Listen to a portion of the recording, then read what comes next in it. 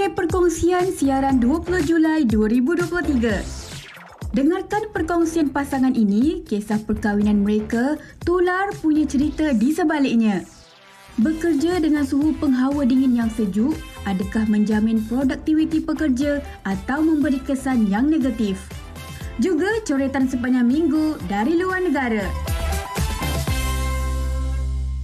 Bismillahirrahmanirrahim. 2 Muharram 1445 Hijrah. Kami kembali bersiaran untuk anda di Malaysia hari ini dan itu antara perkongsian yang akan kami bawakan. Tapi sejam ini kena terus melihat kami lah ya, menonton kami. Kami berdua di sini, saya Hanif Miswa. Dan saya Adim Izzati. Terima kasih kerana sentiasa memilih kami setiap pagi untuk berkongsi dengan anda semua. Macam biasa di TV3 dan sekarang ini anda boleh stream secara HD langsung yang kita bawakan di aplikasi Tonton. Boleh juga sama-sama turut serta dalam perbincangan kami di Facebook Live MHI TV3 kerana hari ini beberapa topik yang kita akan kongsikan. Kita masuk bulan tahun baharu, pastinya penghijrahan itu adalah satu yang begitu bermakna buat setiap daripada kita, terutama sekali umat Islam. Tapi konteks kali ini kita bawakan sedikit berbeza kerana penghijrahan bagi naluri seseorang yang sebelum ini mungkin tersasar dari dua individu ini. Jadi apabila mereka menjumpai satu cinta yang diterbitkan dalam perkongsian ataupun perjumpaan hanyalah 5 hari saja kabarnya. Jadi mereka yang kita bawakan hari ini konteksnya hijrah. Hijrah pasangan ini menjadikan dan mengharapkan agar jodoh ini berkekalan, insya-Allah. Betul. Bila kita berhijrah ke sesuatu yang lebih baik, kita akan menggunakan terminologi ni, Anim. Sejuk, perut ibu yang mengandung kan. Ini pun sejuk juga ni. Di studio kami ni ada kesejukan. Dan itu yang kita nak kongsikan tentang produktiviti bekerja, produktiviti ketika kita melakukan aktiviti sekiranya keadaan cuaca, suhu dan juga persekitaran kita ini terlalu sejuk kan. Itu akan kita bawakan perbincangannya. Mungkin anda juga boleh relate dengan kami nanti. Tapi sekarang kita nak seperti biasalah bawakan kepada anda perkembangan keadaan cuaca terkini. Ini keadaan suhu, ini dia cuaca semasa. Ini. Kalau kita lihat di Kangar, hujan. Petaling Jaya juga hujan. Dikabarkan di Kota Kinabalu juga ada sedikit cerah di awal. Namun 10.20 pagi pun ada hujan sikit. Kuala Lumpur sememangnya hujan. Di sekitar kawasan kami juga di Petaling pun hujan juga tadi. Dari kawasan perumahan saya. Putrajaya pun sama air keruh. Dan Senai juga dikabarkan hujan. Dan sebab itulah kita ingin melihat kepada amaran ribut petir yang telah pun dikeluarkan oleh pihak Malaysia dan ini di sekitar kawasan utara tanah air, Perlis, Kedah, terutama di kawasan Langkawi, Kubang Pasu dan Kota Star, serta Negeri Sembilan, Port Dickson, Melaka, Johor, Pontian, Kulai, Kota Tinggi dan juga Johor Bahru. Okey, kita dah sampaikan kepada anda semua keadaan cuaca. Kali ini kita nak kongsikan pula apakah yang menarik dari akhbar harian online. Berita harian berkongsi tentang bekas Ketua Pengarah IKIM, Tokoh Mal Hijrah Kebangsaan.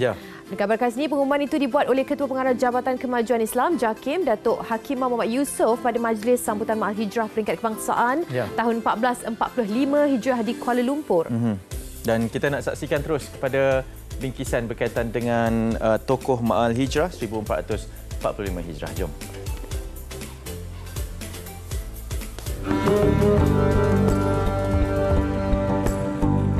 Majlis Sambutan Ma'al Hijrah Peringkat Kebangsaan tahun 1445 Hijrah berlangsung di Pusat Dagangan Dunia Kuala Lumpur WTC-KL. Bekas Ketua Pengarah Institusi Kefahaman Islam IKIM, Profesor Dr. Abdul Monir Yaakob diumumkan sebagai tokoh Ma'al Hijrah Peringkat Kebangsaan tahun ini. Yang berbahagia Datuk Dr. Abdul Monir bin Yaakob. Pengumuman itu dibuat oleh Ketua Pengarah Jabatan Kemajuan Islam JAKIM, Datuk Hakimah Muhammad Yusof. Tokoh berumur 77 tahun itu merupakan anak jatim Mengkarak Bera, Pahang. Beliau dipilih berdasarkan sumbangan besar dalam pembangunan ummah dan perkembangan syiar Islam. Beliau antara individu yang bertanggungjawab memberi penjelasan mengenai hukum hudud atas permintaan Menteri Penerangan pada tahun 1996 dan melakukan pembentangan kertas kerja bagi pihak Profesor Tan Sri Ahmad Ibrahim di University Harvard pada tahun 1997. Selari dengan tema Perpaduan Teras Malaysia Madani, beliau turut memberi pandangan mengenai perpaduan dalam kalangan masyarakat. Kalau kita merebus telur ni, dia tak pernah masak. Tak pernah masak sampai sekarang. Why? Isu perpaduan ni, saya sebagai seorang akademisian, bagi saya lah, cuma humble opinion, selagi politician di Malaysia ni melihat bahawa perpaduan ini ada satu isu yang remeh, selagi itu adalah isu yang besar. kita merdeka atas asas social contract. Isu agama is contract. Mengapa dimainkan lagi? Isu hak Melayu, isu kontrak sosial, setuju masih nak merdeka. Isu kerakyatan, isu yang kita setuju. Kita haraplah politician di Malaysia ni di pelbagai kaum jangan mengipaskan isu perkauman. Itu akan settle. Beliau turut menyifatkan rasa syukur di atas penganugerahan ini dan turut kongsikan agar sentiasa berfikiran positif meskipun semakin berusia. As a Muslim, as a scholar, kita bersyukurlah. Berarti pertama syukur pada Allah. Kedua, kita merasakan bahawa apa yang kita buat tu orang appreciate. Bila dapat anugerah macam ni, artinya kita merasa banggalah kita dihargai dan juga masyarakat merasakan bahawa terutama menyalahkan sebagai Mr. tadi, you deserve it. Dalam bahasa Inggeris, you deserve it. Saya dah publish lebih kurang 11 buku. I author myself. Satu buku dapat anugerah pun ada. Sekarang ni ada 2 buku in the pipeline. Saya belum publish. Pena gitu. Pena kita mesti kita menulis. Betul Mahathir tahu. You always exercise your mind.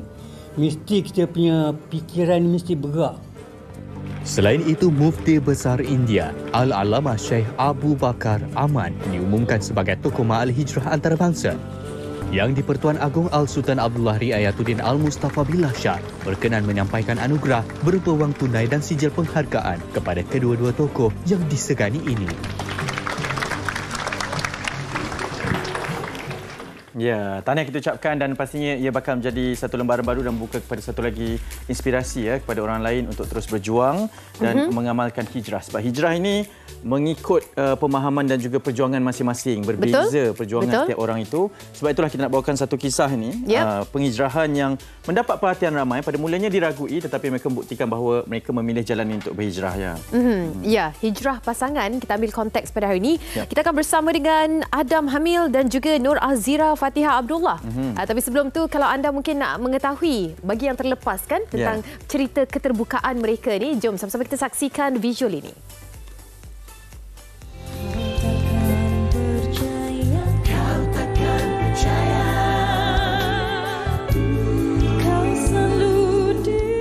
Kalau dah jodoh, tidak ke mana. Siapa sangka detik perkenalan yang singkat membawa kepada coretan kisah cinta antara dua hati, Adam Hamil dan Nur Azira Fatihah Abdullah. Mengimbas kembali momen sebelum bergelar suami isteri, Adam yang lebih selesa dengan panggilan Danny, 40 tahun, merupakan seorang lelaki berperwatakan lembut. Berbeza dengan pasangannya yang mesra disapa Yan, wanita berusia 22 tahun itu pula mempunyai sifat dan penampilan yang lebih maskulin. Namun takdir Tuhan mempertemukan mereka, membawa kembali kepada fitrah.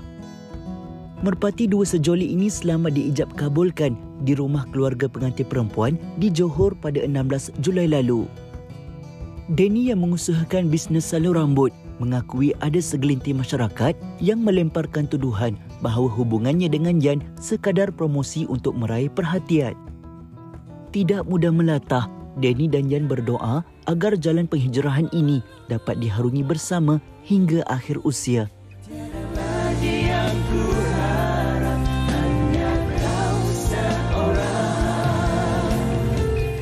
Ya, itu dia kisah cinta Adam Hamil dan Nur Azira Fatihah Abdullah. Kita tak sempat bawakan di studio, jadi kita nak bawakan secara maya bersama dengan anda semua. Ini dia pasangan yang sedang menikmati bulan madu di Pulau Perhentian Terengganu. Jom sama-sama kita bersama dengan Adam ataupun lebih senang untuk disapa sebagai Danny.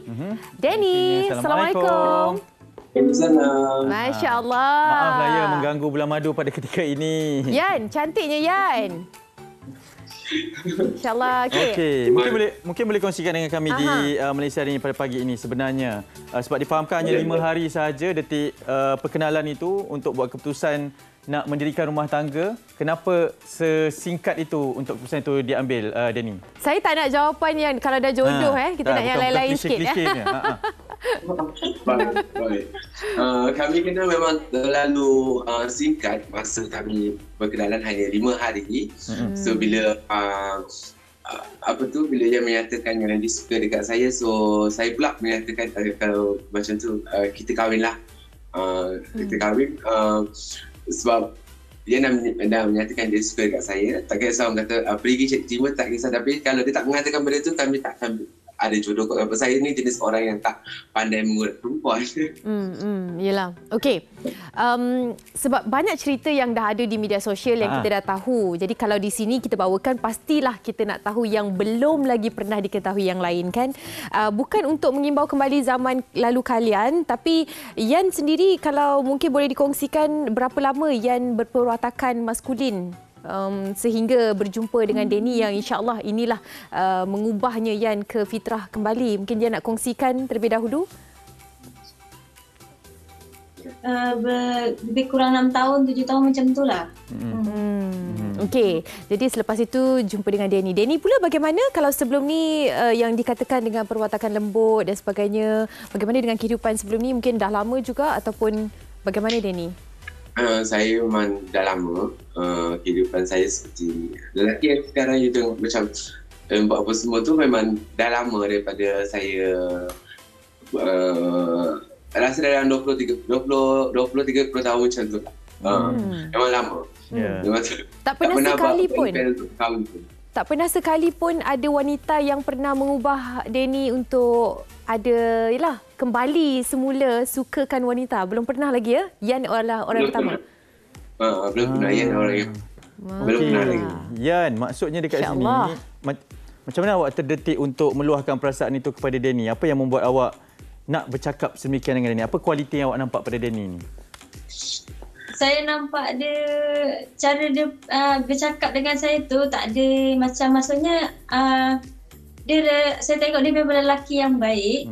And then saya tak tahu saya boleh expect saya boleh jatuh cinta dengan dia kat situ. Faham tak? Faham. Okey, bagaimana detik perkenalan kalian ni? Belum lagi tahu macam mana jumpa di kedai salon ke? Kan? Ke macam mana? Detik perkenalan kita yang sebenarnya saya ni suka buat live di media sosial di TikTok. So banyak komen-komen masuk, memang banyak sahabat-sahabat di TikTok komen. Tiba-tiba ada satu komen yang kata you jomlah kita pergi minum. Saya terbaca komen tu, baik-baik komen saya terbaca komen tu. Okey. Saya pun setuju untuk jumpa di restoran Arab di sebuah di Kampung Baru.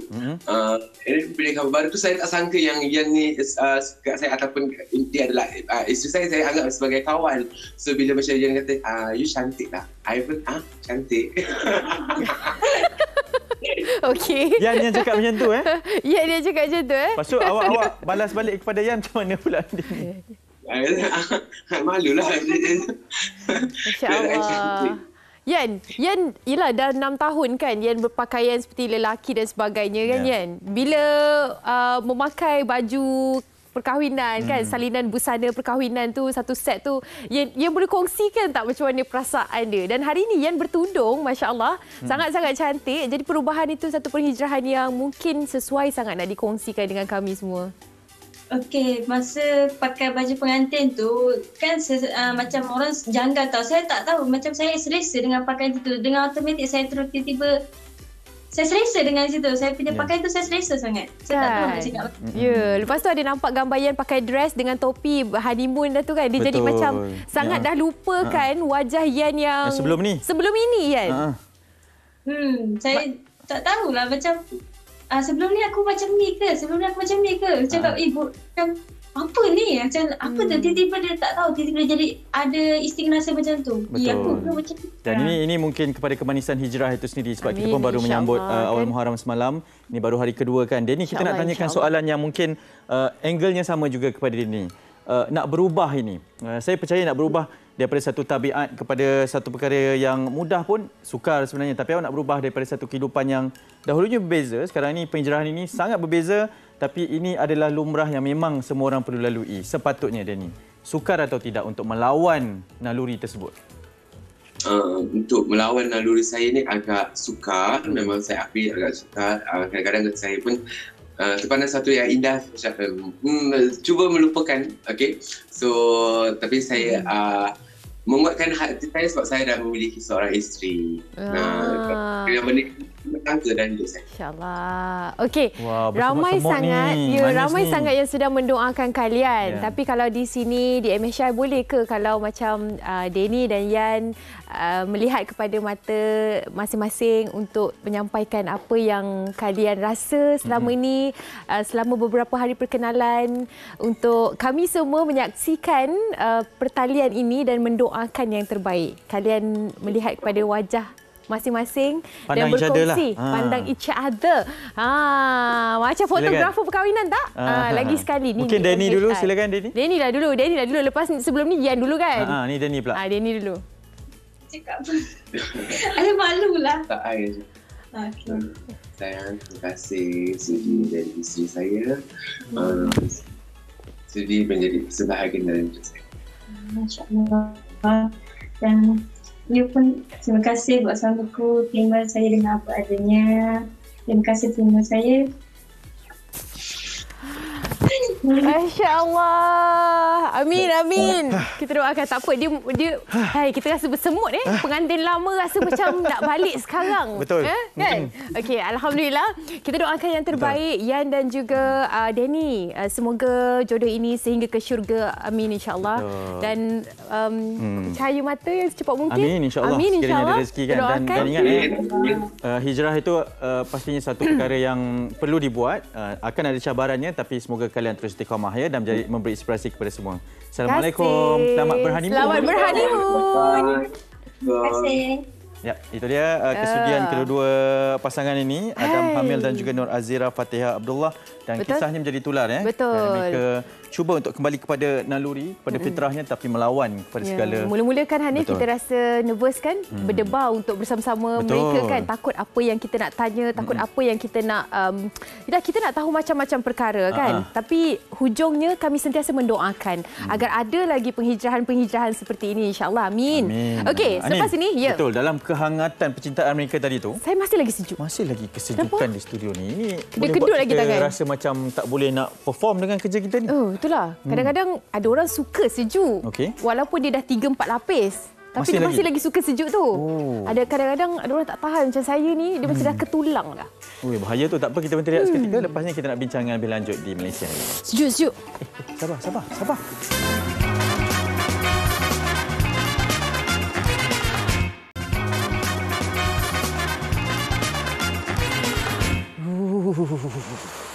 Kesejukan. Memang sejuklah pada pagi ni. Orang kata selalu buat macam ni. Betul ke? Kenapa kita tak buat macam tu? Tahulah. Tapi kat tangan, kat pipi semua sejuk ni. Okey, dan itu yang kami nak bawakan di Malaysia ni pada pagi ini, terutamanya dengan keadaan cuaca yang tidak menentu, kadang-kadang hujan dan sebagainya. Kesejukan itu kadang-kadang boleh membantutkan kepada produktiviti kita dalam bekerja. Itu yang pertama. Kalau kita nak belajar juga, kadang-kadang terlalu sejuk pun adalah alasannya daripada pelajar ni kan. Ni brain freeze ni. Tak boleh ni, tak boleh masuklah semua ilmu ni. Itu kerana mungkin adaptability kita kepada tahap kesejukan itulah kan. Dan kita nak bercerita tentang sebenarnya suhu yang bagaimana optimum dalam penggunaan pejabat ataupun anda mungkin berada di kawasan-kawasan yang tertutup sedikit untuk memastikan kita tidak terganggu rutin harian kita, functionality kita ataupun kefungsian kita, supaya kita mungkin boleh berada dalam keadaan yang masih lagi relevan dan aktif. Betul. Walaupun dengan suhu yang sebegini. Jadi rakan kami Astri ada sediakan sedikit laporan dan juga pandangan ramai berkaitan dengan topik kita pada hari ini. Jom sama-sama kita saksikan.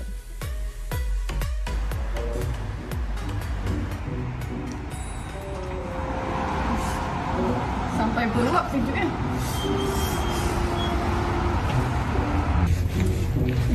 Ambil sejuknya. Sejuknya. Sejuk ya. Betul lah jaket.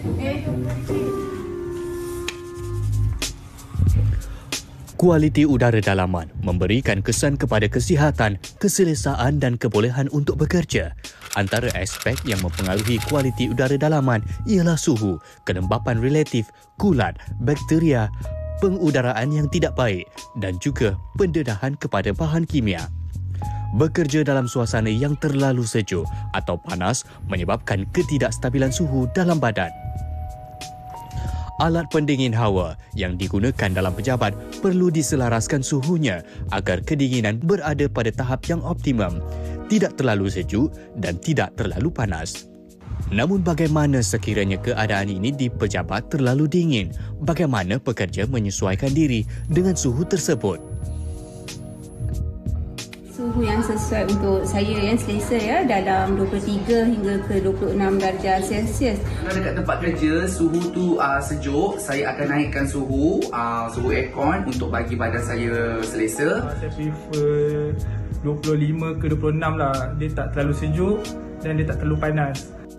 Kualiti udara dalaman yang tidak baik akan memberi kesan terhadap kesihatan seperti tindak balas alahan, masalah pernafasan, kerengsaan mata, sinusitis, bronkitis dan pneumonia. Terdapat juga individu yang gemar menurunkan suhu sehingga 16 darjah Celsius untuk mendapatkan suasana yang benar-benar sejuk. Memang sejuk, tetapi tanpa disedari, tindakan ini akan memberi kesan kepada penggunaan elektrik yang banyak. Tetapi jika di pejabat pada ketika itu ramai, kami akan merendahkan sedikit suhu lah untuk keselesaan bersama. Ini kerana jika suhu yang tidak sesuai kita gunakan pun akan meningkatkan penggunaan tenaga elektrik. Sebab kalau terlalu sejuk pun tak elok untuk kulit. Kulit kita akan jadi kering, kita akan tekak kita kering yang boleh sesama. Kalau tak boleh juga, saya akan buat dengan gerakan fizikal. Contoh, saya akan buat macam ni. Okey, saya akan keluar, saya akan bergerak, saya akan minum air suam. Dan saya banyakkan aktiviti fizikal. Walaupun kat tempat kerja bukanlah banyak, tapi pergerakan yang banyak tu membuatkan badan kita akan panas sedikit. Di tempat kerja, memerlukan pengudaraan yang baik demi menjamin produktiviti yang optimum. Menerusi Jabatan Keselamatan dan Kesihatan Pekerjaan, suhu udara dengan julat boleh diterima adalah pada 23 hingga 26 darjah Celsius. Juga Saranan Tenaga Nasional Berhad TNB memadai dengan menggunakan suhu di antara 24 hingga 26 darjah Celsius sahaja kerana kesannya tetap sama, iaitu mampu menyejukkan sesuatu ruang untuk keselesaan pengguna. Langkah proaktif juga perlu diambil oleh pihak bertanggungjawab dalam memastikan jaminan kesihatan pekerja diberikan sebaiknya. Ya, itu dia laporan dan juga pandangan daripada orang ramai. Ini berkaitan dengan keadaan suhu yang sejuk. Tadi memang kita nampak pun kan. Tapi itu memang betul tahu. Office kami itu memang sangat-sangat sejuk. Seperti mana anda nampak beruap di bahagian pintu tu. Dapat rasakan kesejukannya. Kadang-kadang kita rasa macam sejuk ni best bila cuaca panas. Ramai orang. Jadi suhu tu kita dapat yang sesuai. Dan dia akan jadi satu tu, situasi bila kita dah keluar ni, kat luar panas pula. Jadi untuk kita adapt dengan perubahan cuaca tu, perubahan boleh suhu mengganggu kesihatan. Jadi sebab itulah kita nak bawakan kepada anda satu perbincangan ini dan kita nak mengalukan kehadiran Profesor Madya Dr. Muhammad Syahrul Muhammad Nazir, Pensyarah Kanan Jabatan Sains Bumi dan Alam Sekitar UKM Universiti Kebangsaan Malaysia. Selamat datang Doktor. Terima kasih. Sejuk ke tidak pada pagi ini? Sejuk juga. Okey. Kalau kategori di studio kami ni sesuai ataupun tidak dengan beberapa orang sahaja yang berada di sini? Masa saya first masuk tadi memang agak sejuk lah. Agak sejuk dengan pejabat saya di UKM. Sangat sejuk. Take note. Take note.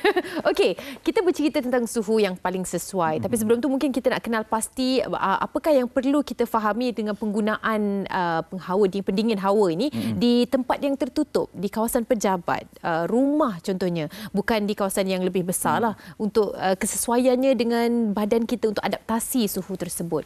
Doktor mungkin nak kongsikan terlebih dahulu. Okey. Assalamualaikum warahmatullahi wabarakatuh. Okay. Kalau nak tahu, mungkin kita tak alert pasal benda ni lah. Mengikut kajian, kita sebenarnya manusia ni, dia spend 90 hingga 95% dalam sepanjang hidup dia berada di dalam indoor building. Maknanya di rumah, dalam kereta, di pejabat dan sebagainya. Jadi faktor-faktor yang boleh mengakibatkan kita sakit, kita dapat penyakit, semua boleh datang daripada kualiti udara dalaman. Termasuklah tadi indoor air quality, kemudian ventilation dan juga kita punya keselesaan kita lah. Dan bercakap tentang topik hari ini mengenai penghawa dingin kan. Jadi sebenarnya kalau kita pasang aircon terlampau sejuk dan terlampau panas, susah juga kan. Betul. Sebab lebih lagi kalau kita duduk ataupun bekerja di tempat-tempat yang ramai macam tadi dalam TV3 tadi, slot tadi dia tunjuk macam pejabat dan ada ramai orang. Jadi ada yang nak sejuk, ada yang nak mungkin 16 degree. Susah nak selaraskan kan. Susah nak selaraskan. Jadi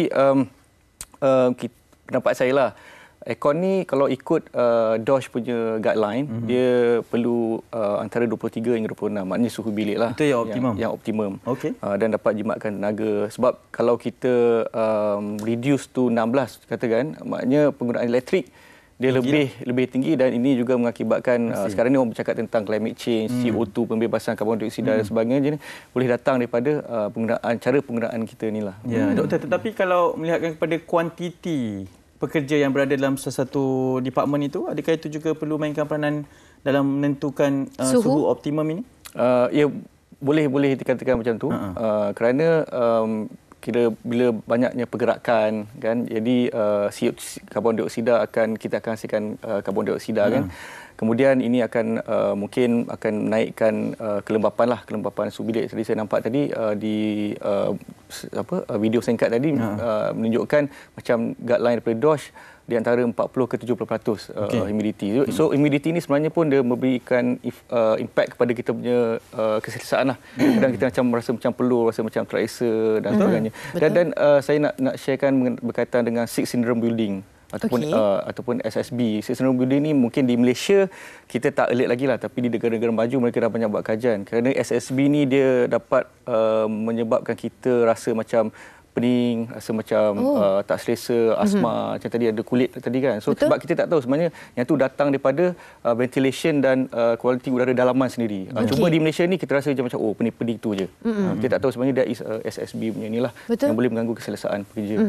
Okey, kadang-kadang bila kita masuk sebuah bangunan tu, kita dapat rasakan bila pertama kali ataupun mungkin sepanjang malam tu pendingin hawa ianya ditutup, dan kali pertama ia buka, dia akan mengeluarkan satu bau yang berbeza. Bau-bau yang macam mungkin ialah daripada sudut bangunan tu sendiri dan sebagainya. Kita sendiri bila masuk kadang-kadang bukannya bau pendingin hawa tersebut, tapi bau bangunan tu sendiri. Adakah ianya sebagai indikator menunjukkan kita punya pengudaraan di dalam bangunan itu tidak berapa bagus, ataupun bagaimana perkongsian dari sudut itu? Okey, macam sekarang ni banyak aircon yang dia ada, kita boleh remote kan daripada kita punya apps. Biasanya dia sebuah company dia akan nasihatkan, okey, mungkin kita sebelum kita sampai rumah tu kita pasang dulu aircon. Okey, bagi dia start dulu bagi stable dan sebagainya. Kemudian mungkin lebih better macam itulah. Dan kadang-kadang macam saya juga dalam kereta, kadang saya pasang aircon, terus pasang aircon macam bau macam bau acidic. Ya, acidic punya bau tu yang mengganggu kita kan. Itu saya rasa merujuk juga kepada penyelenggaraan lah, pada sistem hawa dingin tu. Betul. Doktor melihat kepada, kita nak melihat apa yang ingin dibawakan dalam angle perbincangan pada hari ini. Kualiti kerja itu. Adakah ianya akan mengganggu sekiranya suhu optimum itu tidak dipraktikkan? Sekiranya terlalu sejuk pun mungkin akan mengganggu. Sekiranya terlalu panas pun mungkin akan mengganggu. Hubung kaitnya di antara kedua-dua perkara ini, doktor? Ya, memang akan terganggu lah.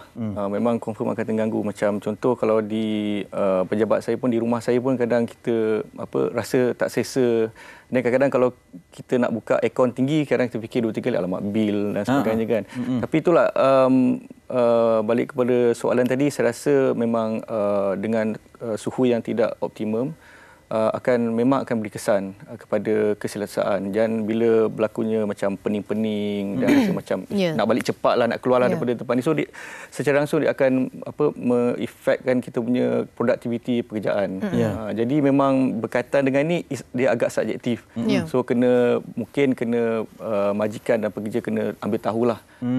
Dan macam di luar negara banyak mereka menggunakan sensor untuk mengukur kualiti udara, suhu, kelembapan, dan semua pekerja dia ada apps.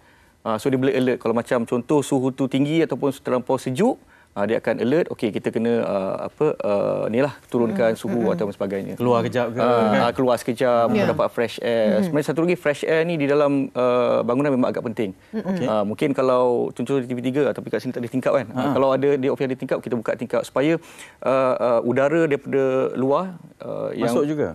Dapat masuk, maknanya udara fresh lah. Udara segar masuk, dia akan macam dilutekan pollutants yang ada di dalam tu yang boleh efek pada batuk-batuk, pening kepala dan sebagainya.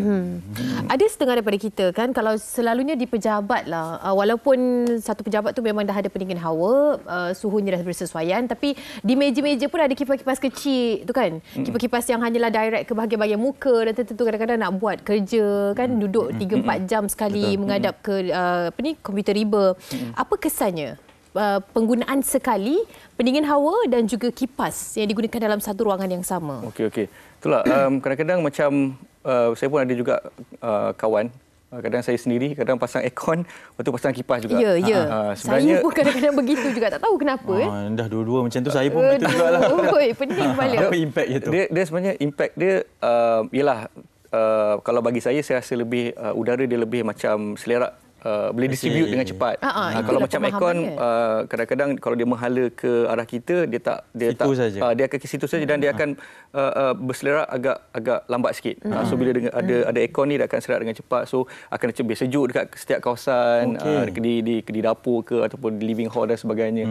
Tapi yalah, kita akan menambah sikitlah bil elektrik kerana kita menggunakan. Tapi kalau macam di pejabat, kalau kita pakai yang fan kecil tu yang berbateri, tidak mengganggu sangat kan. Tapi kesannya terhadap kesihatan ataupun badan, adakah kedua-duanya mengeluarkan benda yang boleh membahayakan ataupun bagaimana? Okey, yalah, kalau terlampau sejuk, katakan kita 16 kan, mungkin ni balik pada UK kan.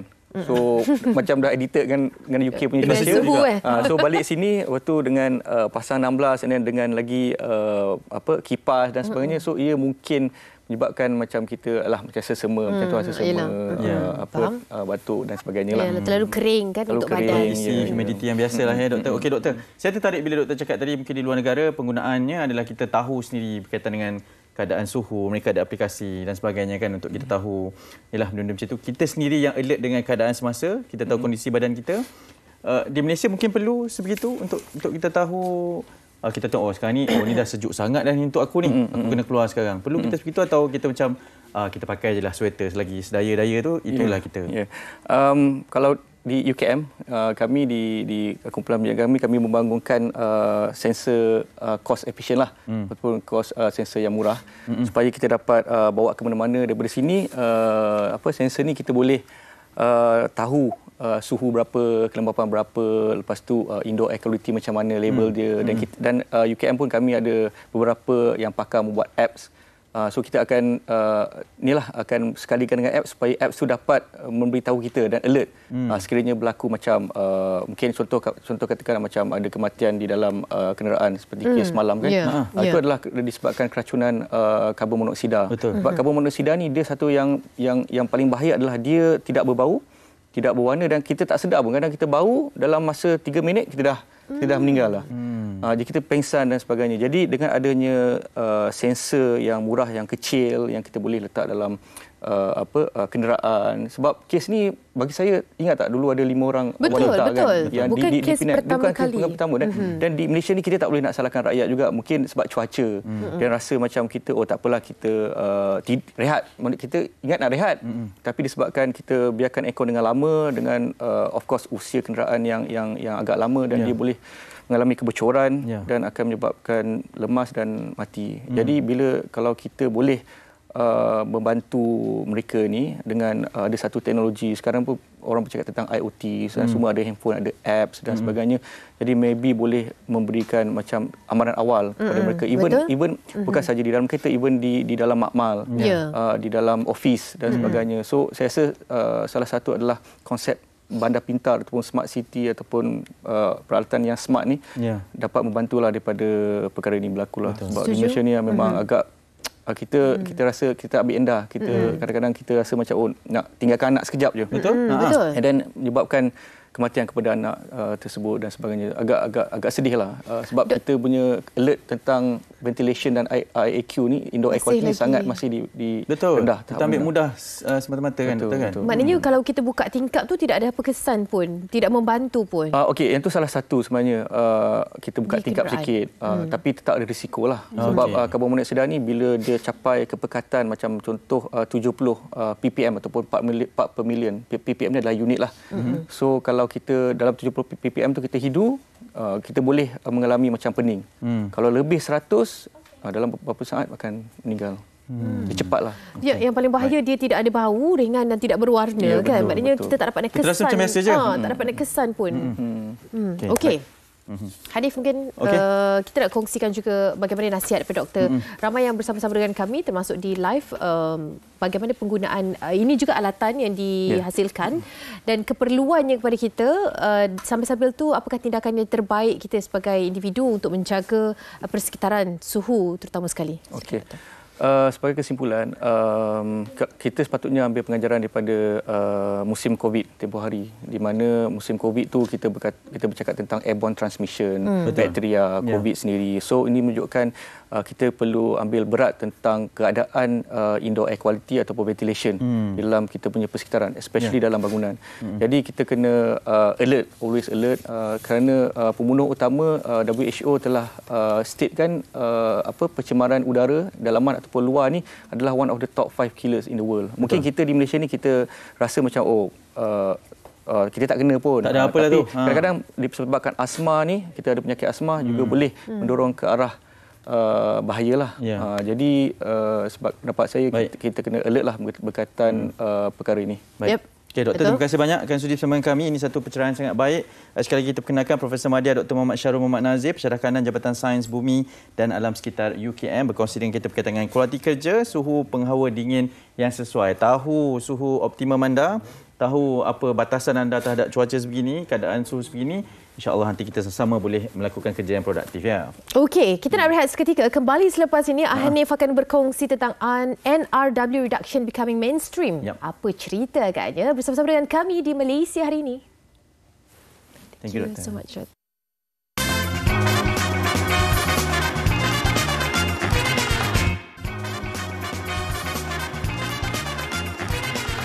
Baik, kembali bersama kami di Malaysia hari ini dan ini satu perbincangan yang sangat penting yang saya percaya ramai sekali akan ambil bahagian dan ambil tahu berkenaan dengan perkara ini, dan kita ingin membawakan kepada anda berkaitan dengan program penggantian paip dalam pengurusan perkhidmatan air. Dan untuk itu pada pagi ini saya nak perkenalkan dua orang tetamu yang bersama dengan saya.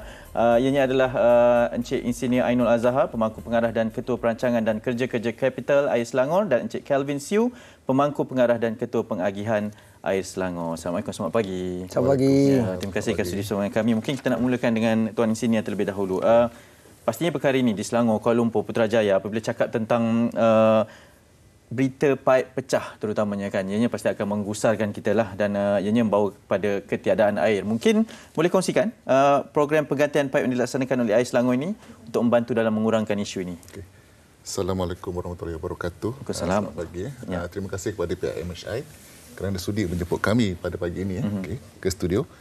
Sebagai penyedia bekalan air yang terbesar di Malaysia, Air Selangor ni kita ada lebih kurang 30,000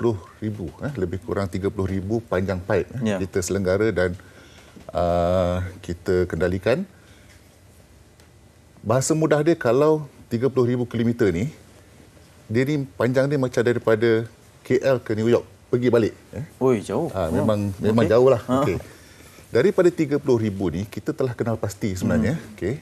Terdapat 6,000 kilometer paip daripada jenis simen asbestos. Simen asbestos ni kita telah pasang pada sekitar tahun 70-an. Dan paip-paip ini telah pun usang. Berdasarkan kepada statistik yang telah kami kumpul, 55% daripada kes paip pecah adalah berpunca daripada paip usang. Jadi daripada situ Air Selangor telah pun mengenal pasti dan melancarkan program penggantian paip. Program penggantian paip ini adalah melibatkan penggantian paip sepanjang lebih kurang 150 km setiap tahun yang kita akan ganti. Selain daripada faktor paip usang, antara sebab lain kes-kes paip pecah ini adalah disebabkan oleh faktor persekitaran dan juga perubahan tekanan di dalam paip tersebut.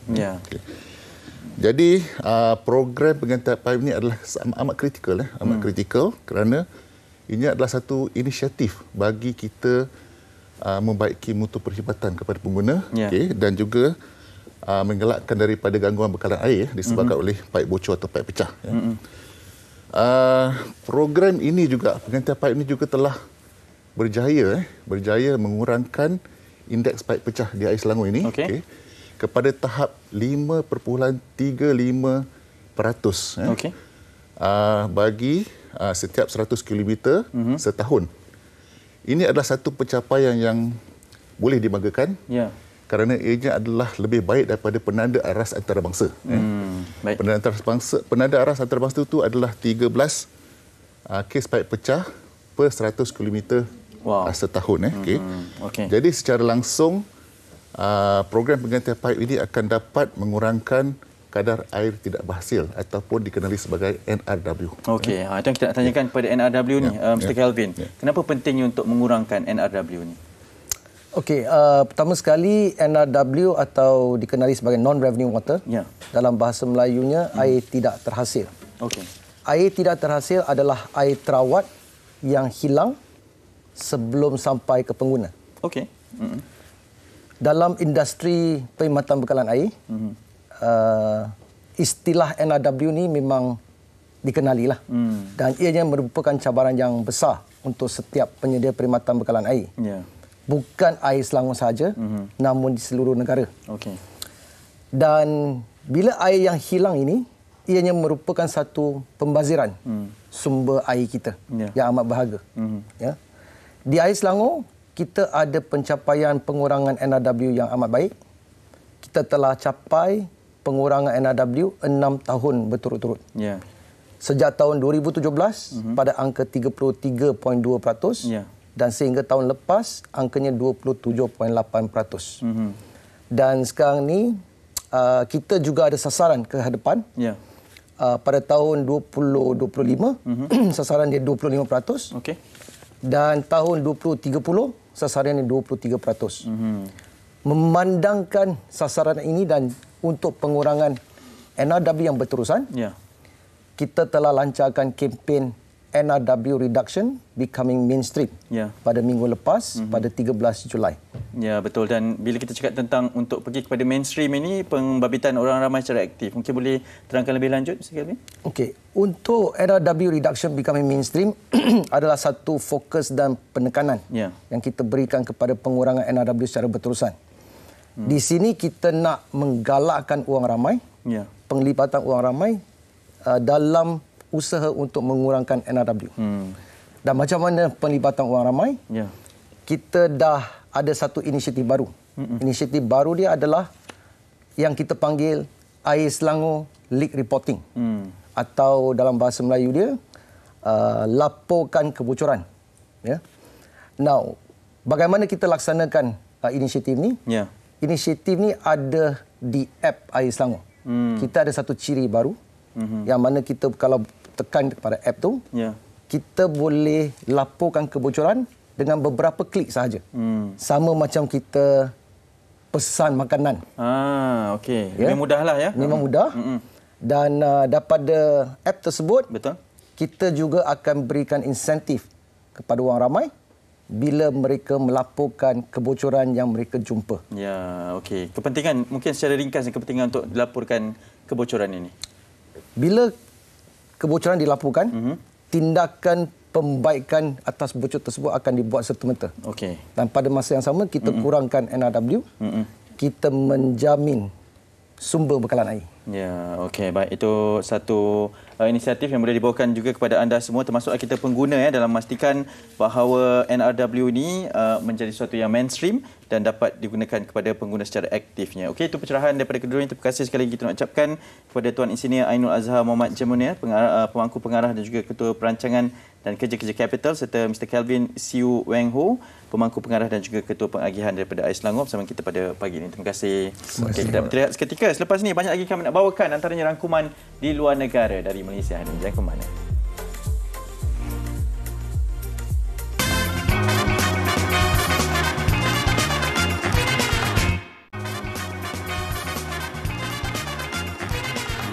Masih lagi bersama dengan kami di Malaysia hari ini. Pertama sekali sebenarnya nak ucapkan terima kasih kepada penonton-penonton kami. Setiap kali kita bawakan topik, tak kira lah topik apa pun, kalian sangat memberi respon yang baik. Nanti kita nak raikan juga apakah respon anda semua tentang kisah penghijrahan pasangan yang kita bawakan di awal siaran tadi. Tapi sebelum tu mungkin dah ada akhbar kita pun ada cerita menarik. Betul. Beberapa di harian Metro, kita ada berita harian juga. Hanif nak mulakan terlebih dahulu. Betul, saya mulakan di harian Metro ini berkaitan dengan DBKL tanggung 29.8 juta tunggakan sewa dengan headline-nya nak duduk percuma je kalian ni kan. Okey. Sikap tertangguh dan langsung tiada rasa malu untuk membayar sewa bulanan projek perumahan rakyat PPR dan perumahan awam. DBKL menyebabkan di situ terpaksa menanggung tunggakan lebih 29 juta sejak beberapa tahun lalu dan tindakan penyewa ini dianggap melampau kerana kadar sewa hanyalah RM124 hingga RM240 sebulan. Ini bukan isu baru, ini memang telah pun dibangkitkan dari masa ke semasa tapi masih lagi berlaku. Saya percaya perlu ada pelaksanaan yang lebih tegas lah ya. Okey, bagaimana reaksi kalian bila melihat kisah tentang ini? Guru rotan murid sampai berbirat. Yang ni berbirat berbirat sampai badan dia lebam-lebam macam ni. Alasan dia sebab apa? Sebab tak siapkan kerja sekolah dan tak fokus pembelajarannya dalam kelas. Murid ni berusia 11 tahun. Cala di bahagian muka, lepas tu luka di leher, bahu, manakala bahagian badan pula berbirat akibat dirotan guru terbabit yang dipercayai terlalu marah dengan sikap pelajarnya tersebut. Okey, kongsikan reaksi kalian juga. Esok bakal berlangsungnya Malam Kemuncak untuk Anugerah Bintang Popular Berita Harian ke-35 dan anda semua jangan lupa saksikan anugerah ABPBH ini pada 21 Julai Jumaat 9 malam di TV3 dan stream HD live ditonton bermula pada jam 8 malam ya untuk Kapet Merah dan eksklusif ditonton sahaja. Siapa yang bakal membawa pulang anugerah ini silalah tonton esok dari jam 8 malam sampai selesai, okey? Betul. Okey, jom saksikan apakah perkongsian rakan-rakan kita di Facebook. Penonton-penonton kami yang cukup setia, ada doa-doa yang disampaikan juga buat mereka yang tadi hijrah pasangan. Papakan. Silakan. Jom, ini dia daripada Anisha Azmi. Ya Allah, terkesima, tahniah. Alhamdulillah Yan dan Danny. Subhanallah, tabarakallah. Kami akan terus doakan kalian bahagia sampai akhir hayat tau. Keep maintain rumah tangga ini ya, sayang-sayang Adinda. Jadi ramai yang berkongsi. Yang mendoakan yang baik-baik saja. Tahniah kita ucapkan. Semoga terus kalian istiqamah. Terbaik. Betul. Okey, esok kita akan bawakan apa, Nim? Okey, jom saksikan apa dia? Soal wang. Soal wang. Cadangan pengeluaran berkala KWSP. Betul lah, tu memang kita nak saksikan. Saksikan dan kongsikan pandangan anda. Jumpa esok. Jom selalu. Assalamualaikum.